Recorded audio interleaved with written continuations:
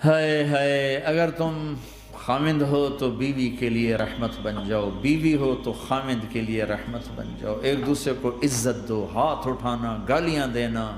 یہ کہاں کی انسانیت ہے؟ پھر ہمارا معاشرہ جوائنٹ فیملی سسٹم ہے، ساس ہو کر سسر ہو کر بچے اور بچی کی زندگی میں اتنا داخل ہو جانا کہ ان کی زندگی کوئی برباد کر دینا، یہ میرے پورے معاشرے کا ایک سلگتا ہوا، ایک جلتا ہوا، ایک دکھ دیتا ہوا، یہ ایک اتنا بڑا روگ ہے کہ میں کتنے ہی آنسو بہاؤں تو میں اس غم کا حق نہیں ادا کر سکتا جو ہر گھر میں لڑائی ہے، ساس اور سسر کا بے جا دخل بچے بچی کی زندگی میں، اس نے گھروں کو آگ لگا دی۔ آپ نے نبی کی زندگی پڑھو اللہ کے واسطے کہ آپ نے گھر کیسے چلائے، کھانے کو کچھ نہیں اور بیویاں خوش ہیں، سلوک تھا نا، کھانے کو کچھ نہیں ہے، 2 مہینے چولہا نہیں جلتا ہے، لیکن بیویوں کو ایسی محبت تھی کہ وہ قربان ہوتی جا رہی، اور یہاں سب کچھ دے کر گھروں میں آگ ہے، اس لیے کہ بول ٹھیک نہیں، نہ خامد کا بول ٹھیک ہے نہ بیوی کا بول ٹھیک ہے، اور عام طور پر زیادتی چونکہ مردوں کی طرف سے ہوتی، کبھی عورتوں کی طرف سے بھی ہوتی، میں تو دونوں کے لیے بات کر رہا ہوں۔ اس زبان کو میٹھا کرنا سیکھ لو، اگر اپنے گھروں کو چین سے سکھ سے بھرنا چاہتے ہو تو چیزوں سے نہیں آئے گا، تمہارے سلوک سے، بیہیویئر سے آئے گا۔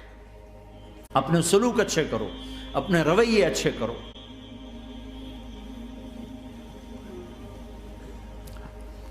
مسجد نبوی میں حبشہ کے لوگ، ایتھوپیا، وہ کر رہے تھے چھوٹے چھوٹے خنجر، اس کے ساتھ نا وہ رقص کر رہے تھے، تو حضرت عائشہ کے کان میں آواز پڑے کہ یا رسول اللہ میں نے دیکھنا ہے، تو کوئی ہمارے ایسا ہوتا کہتا تو لایا نہیں کرتی، فضول کام دیکھتی، تو نبی کی بیوی کو چل بیٹھ قرآن پڑھ، چل مصلی پہ بیٹھ جا، چل تسبیح پڑھ، تجھے خیال کیسے آیا، دنیا میں دین مٹ رہا ہے، تمہیں خیال کیسے آیا کہ تو تماشا دیکھتی ہے؟ آپ نے کہا آؤ دیکھتے ہیں، خود آپ دروازے میں کھڑے ہو گئے اور عائشہ کو پیچھے کھڑا کر لیا۔ عائشہ رضی اللہ فرماتی میں آپ کے پردے میں کھڑی ہو کر میں دیکھتی رہی یہاں تک کہ آپ تھک گئے، ہمارے نبی تھک گئے، اور تھک کے نا کبھی یوں ہو جاتے، یوں ہو جاتے، ایک پاؤں کا سارا پھر کہنے لگے عائشہ بس نہ کریں، میں نے کہا نہیں ابھی میرا دل نہیں بھرا، کہا اچھا ٹھیک ہے،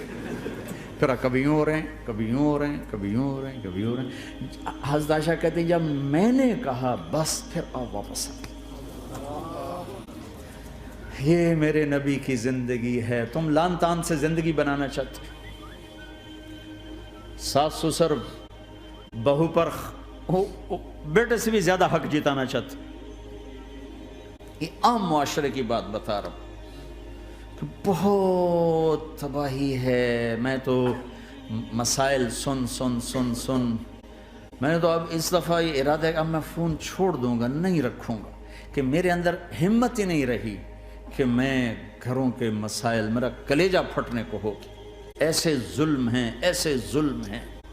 ہمارا سسرالی معاشرہ بڑا ظالم ہے، بڑا ظالم، 99.99% ظلم ہے۔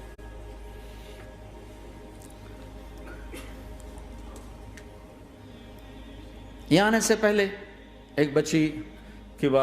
پنڈی سے اس کا فون آیا کہ سسرال نے کہا تھا بچی ہوئی تو طلاق دے دیں گے۔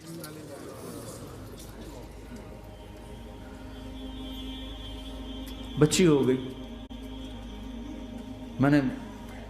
ہاتھ جوڑے، پاؤں پکڑے، میرا کیا قصور ہے، اللہ کی تقدیر ہے، طلاق دے دی، نکال دیا گھر سے۔